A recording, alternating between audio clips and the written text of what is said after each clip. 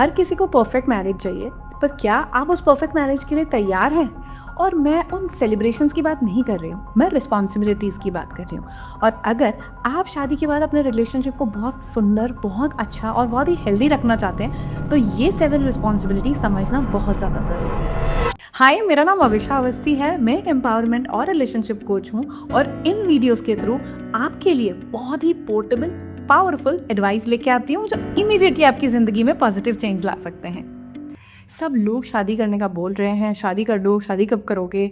आप खुद शादी करना चाहते हो, पर क्या वो आपको उन रिस्पॉन्सिबिलिटीज़ से अवगत करा रहे हैं, क्या प्रिपेयर करा रहे हैं जो शादी के बाद आने वाली है? और अगर आप किसी भी उस रिस्पॉन्सिबिलिटी के लिए पूरी तरह तैयार नहीं हो, तो रेजिस्टेंस शादी में आना है, झगड़े बढ़ने हैं, मिसअंडरस्टैंडिंग्स बढ़नी है। तो मैं इस वीडियो में आपको 7 ऐसे रिस्पॉन्सिबिलिटीज़ बताना चाहती हूँ जो शादी के बाद आती ही हैं, और आप पहले से प्रिपेयर हों तो बहुत अच्छा है।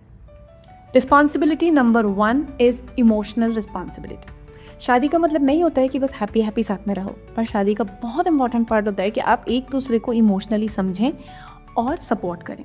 आपने ये स्टेटमेंट सुना है कभी किसी पार्टनर से बोलते हुए, तुम मुझे कभी नहीं समझते हो या तुम मुझे नहीं समझोगी? अगर कोई इंसान ऐसा कह रहा है तो कहीं ना कहीं इमोशनल अंडरस्टैंडिंग की आपस में कमी है। इमोशनल रिस्पॉन्सिबिलिटी होता क्या है?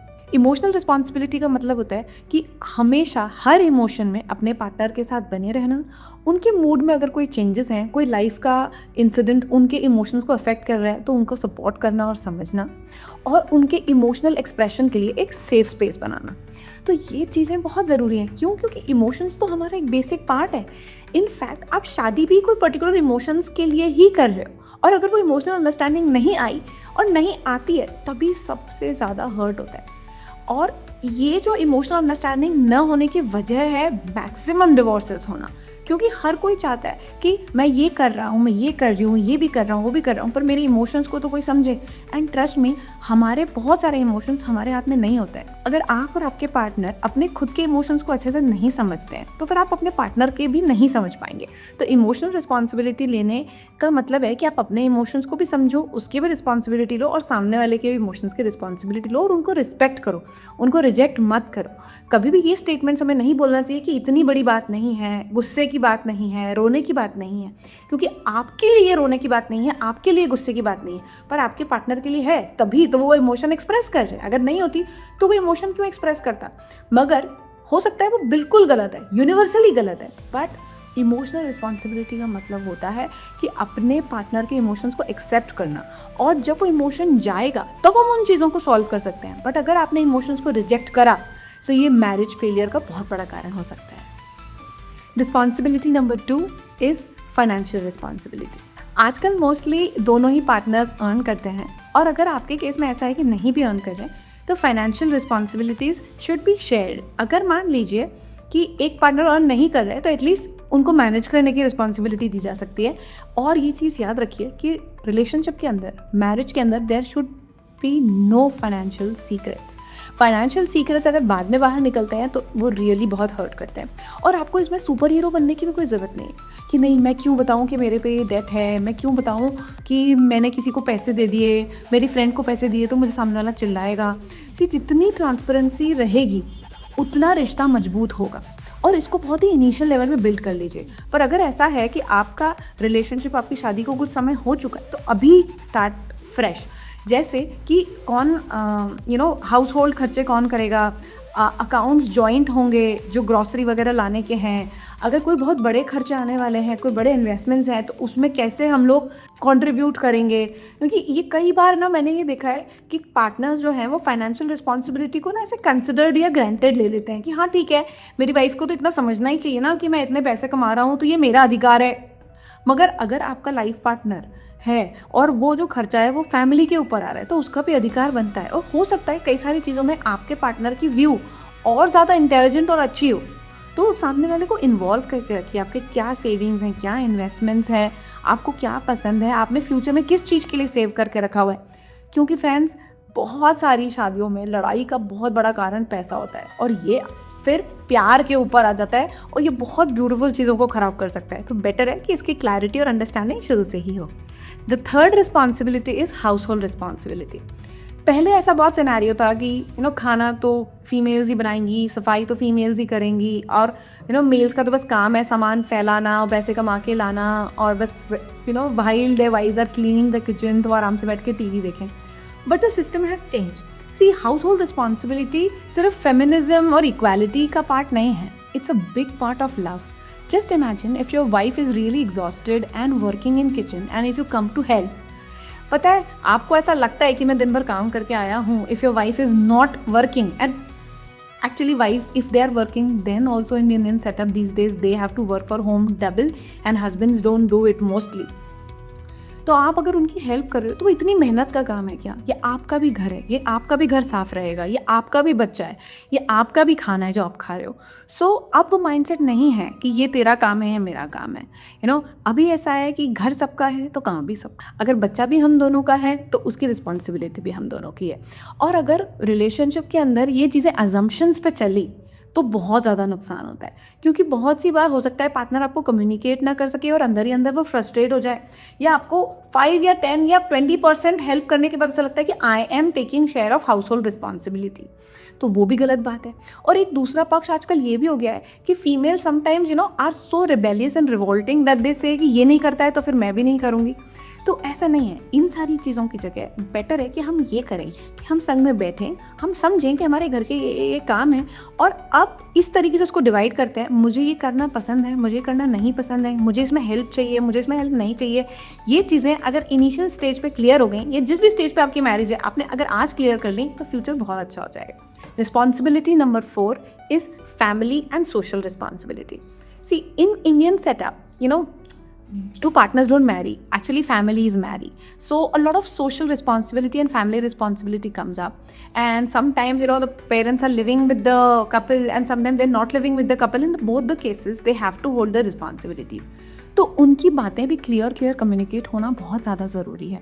क्योंकि कई बार अगर हम ग्रांटेड या अजम्पशन में लेंगे तो हो सकता है हमारे पार्टनर का व्यू पॉइंट कुछ और हो और बाद में ये लड़ाई झगड़े में कन्वर्ट हो सकता है. इसमें मेरा एक बहुत इंपॉर्टेंट पॉइंट है कि चाहे जो फैमिली की रिस्पॉन्सिबिलिटी हो, चाहे जितनी सोशल रिस्पॉन्सिबिलिटी हो, इस पूरे सिनेरियो में सबसे टॉप प्रायोरिटी आप 2 लोग होना चाहिए. Your relationship should be the top priority and then every responsibility should emerge from that. यानी ऐसा नहीं है कि ये तो करना ही है तो फिर अब वो रिलेशनशिप स्टेक पे आ गया. भाई, वो पार्टनर का मिला जुला निर्णय होना चाहिए. और हो सकता है कि किसी सोशल गैदरिंग में आपके हस्बैंड को जाना नहीं पसंद हो सकता है वाइफ को कोई चीज़ समझ में नहीं आ रही है, so there should be no force. दूसरी चीज़, there should be boundary setting. Social और फैमिली गैदरिंग में अगर बाउंड्री सेटिंग नहीं हुई, फॉर एग्जाम्पल अगर आपकी वाइफ के पेरेंट्स हैं, आपके हस्बैंड के पेरेंट्स हैं, तो उसमें there has to be boundary कि इस बाउंड्री के बाद it's only us and nobody can enter. ये स्टेटमेंट सिर्फ मेरा हस्बैंड या वाइफ बोल सकती है, इसके बियॉन्ड उसके पेरेंट्स या उसके ब्रदर सिस्टर मुझे नहीं बोल सकते. ये बाउंड्री सेटिंग आपके प्यार को बचाएगा.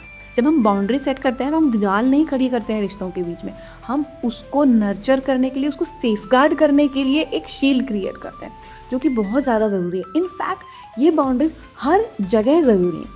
और दूसरी चीज़, इस कॉन्टेक्स्ट के अंदर हमें बहुत सारी अंडरस्टैंडिंग भी ज़रूरी है. क्यों? क्योंकि maybe you are coming from a different background जहाँ उस टाइप की फैमिली और सोशल रिस्पॉन्सिबिलिटीज़ नहीं थी, but now your wife is coming up with that responsibility और your husband is coming up with that responsibility.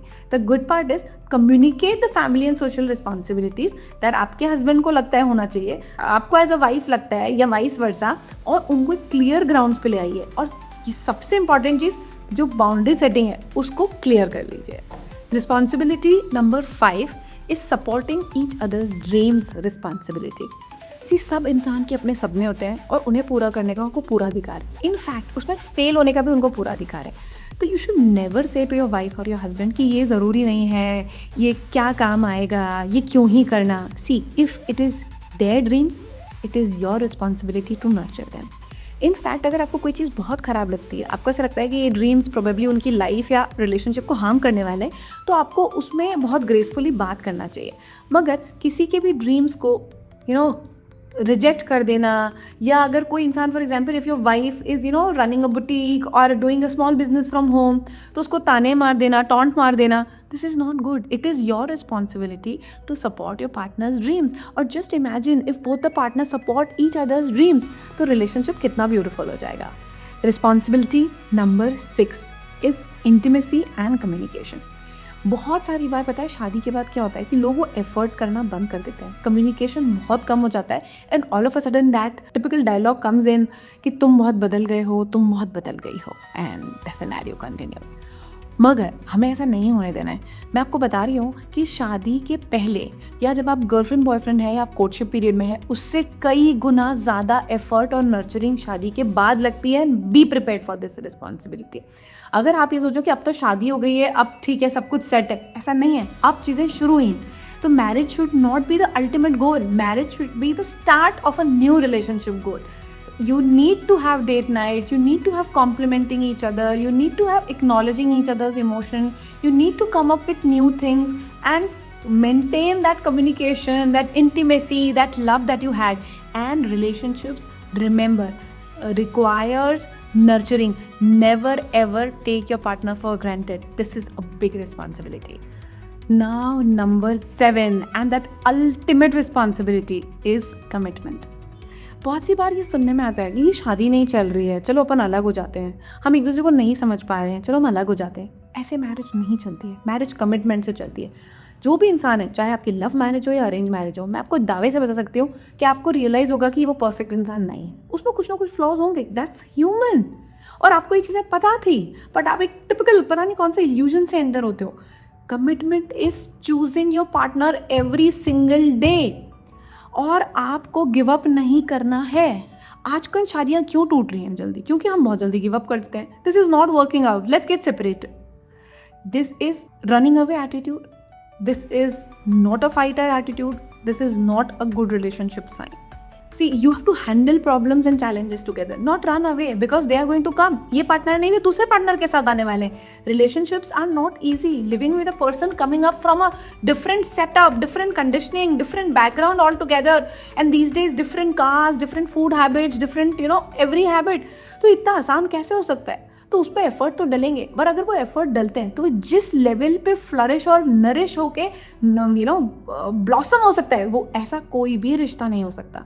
तो आप उस एफर्ट डालने में क्यों कतराते हो? Why are you giving up? Because you have other options, because this is what society is talking about. No, still till date commitment is not old school, and commitment is the prime number 1 responsibility of each and every relationship. So friends, marriage is really beautiful if you take care of all these 7 responsibilities and understand them. And if you are married, do share this video with your spouse and your friends जिन्हें बहुत helpful होगा। और अगर आपकी शादी होने वाली है तो आप प्लीज़ अपने पार्टनर के साथ मिलके इन चीज़ों को देखो। इस वीडियो को आप सेव करो, लाइक करो और कमेंट्स में मुझे बताओ कि आपको सबसे ज़्यादा इंपॉर्टेंट रिस्पॉन्सिबिलिटी कौन सी लग रही है। Thank you so much for watching this video. See you in the next.